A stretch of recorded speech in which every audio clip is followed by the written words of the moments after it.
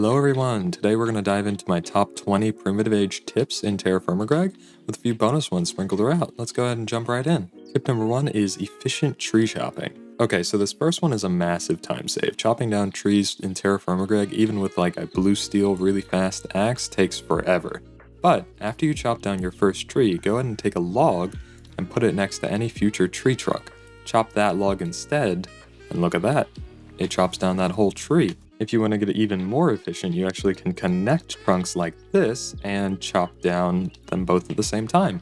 And you can do it, sometimes they chop down instantly like that, and you can do it with more and more trees. I haven't really found a limit yet. And a quick little side tip, if you want to chop down just one log instead of all of your logs chopping down, hold shift, and it'll go ahead and chop only that log. This works on trees or placed logs as well, like so. Tip number 2 is charcoal from sticks. Now, you typically get a ton of sticks from chopping down trees like this. You can actually combine these, like so, into stick bunches for storage, or you can go one step further and combine them into stick bundles.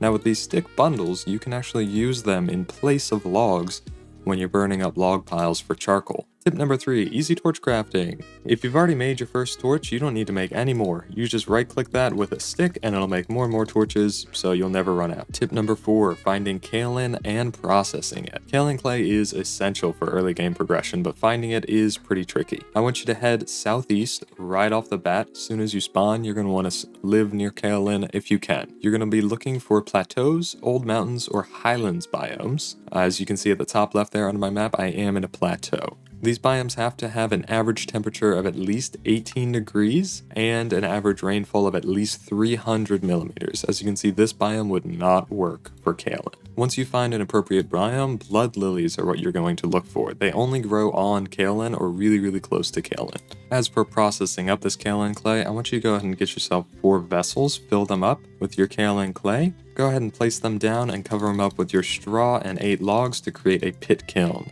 Firing up your kaolin clay in vessels in pit kilns is much quicker and much less labor intensive. Tip number 5, early game lamp fuel choices. Here's a tip for your early game lamps. Filling them with creosote will burn for about a month and 2 days, as you can see. But if you fill them with olive oil, it'll burn for 10 months. Of course, once you get blue steel or red steel lamps, you can fill these with lava and they'll last indefinitely. Tip number 6, early game food prep. Staying nourished early on might be a little difficult, but making super sandwiches with your ingredient is simple, effective, and keeps your hunger bar full much longer than just eating the raw ingredients. Sandwiches are super easy to make with 3 of any food and then 2 bread on either side. Soup, similarly very easy. You're going to want to get yourself a pot, fill it with 5 food, light it up, and then fill it with water. Please fill it with water last, or your soup will start cooking with just 1 ingredient. Tip number 7, ore generation data spreadsheet. Don't waste your time digging in the wrong spot. EMI is not your friend on ore generation in Terrafirmagreg.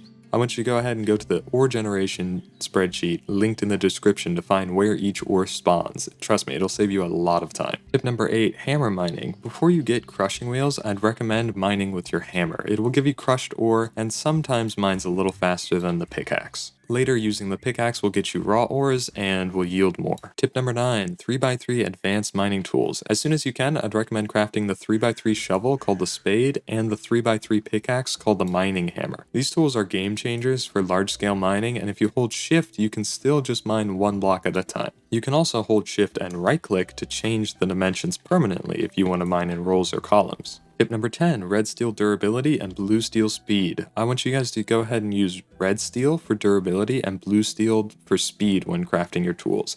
I make most of mine out of blue steel. Tip number 11, quick mining tip on supports. Mining safely is truly difficult in Terrafirmagreg. Once you find your ore, I recommend digging straight down and then laddering down to it. Once you find the top of your ore, you want to mine out a large area above it to support. You're going to place your supports down like so and then mine out 4 in each direction. 1, 2, 3, 4. 1, 2, 3, 4. Then you're going to place supports along those lines and along these lines, and of course along the other side. Now these areas are supported. You always want to mine within your supports, never 1 block on the side. Now that we have our basis area, we're going to redo our supports just a little bit to be more efficient. Once you've placed down your supports 4 away from each other, we can do the same thing by mining 4 out in each direction away from our supports, not mining the diagonals. 2, 3, 4.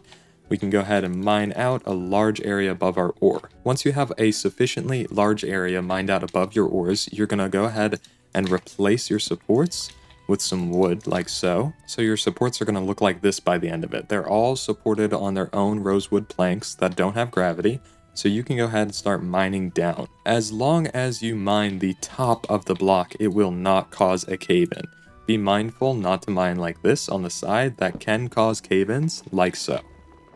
If you really never want to worry about cave-ins, go ahead and mine out a large area above your ore like you did, and then replace the supports and the entire ceiling with some planks. You can use any block that isn't affected by gravity. I would recommend planks, especially because tip number 1 helps you get a lot of wood really quickly. Now you can mine and not have to worry about anything falling ever. Tip number 12, ceramic blowpipe as tongs. Are you tired of running out of tongs and getting burnt when you're working with your metals? No problem. A ceramic blowpipe actually works as infinite tongs in your offhand and is super easy to fire up in a pit kiln. Tip number 13, safe glass blowing. If you're using the blowpipe for its intended purpose to make glass, when taking it out of a hot forge, hover over it and hit F to pick it up straight into your offhand without worrying about getting burnt. You can also place it in with F. Tip number 14, quick blacksmith help. This texture pack I've linked in the description is extremely helpful for smithing. Here's how you use it. Say you want to smith a bronze sword. The last 3 require draw, bend, and then punch. We want to add the opposite of those numbers to the target 78, which gives us a new target of 84. 78 plus 15 minus 7 minus 2 gives us 84. At 84, the pixels underneath here are 4 red, an orange, and a yellow. So you go 4 red, 1, 2, 3, 4, orange, yellow. That puts us at 84. Then we just do our last 3, which is draw, bend, punch. Draw, bend, punch. There we are, perfectly forged bronze sword head. The perfectly forged condition is really useful on tools because it increases mining speed and durability by quite a lot. Tip number 15, damage types. Sick of dealing with these skeletons? Go ahead and use crushing damage to take them down really quickly. It's extremely effective on them.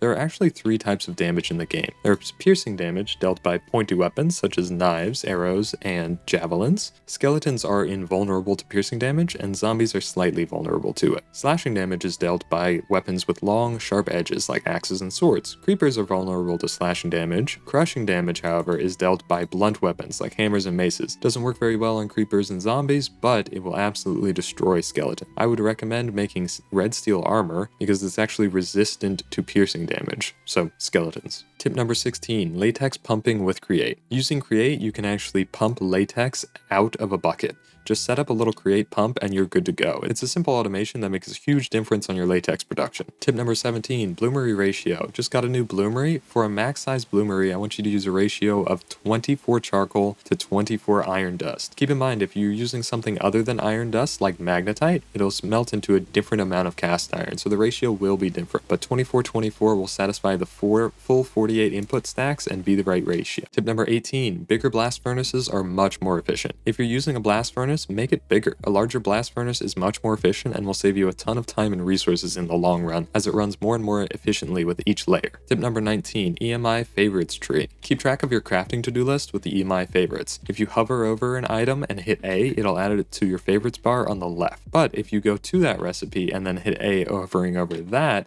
it will actually show you the recipe if you hover over on the left now, so you can see what you need at a glance. Tip number 20, framed chests and blocks. When it's time to build, frame blocks actually have no gravity and can hold any block inside of them. They're extremely useful for this mod pack. Also, frame chests can hold much more than a normal chest and can hold any size item, including logs. You can also use a frame chest to hold any block inside of it, so it looks just like it. That's it for the tips I have for the primitive age in Terrafirmagreg.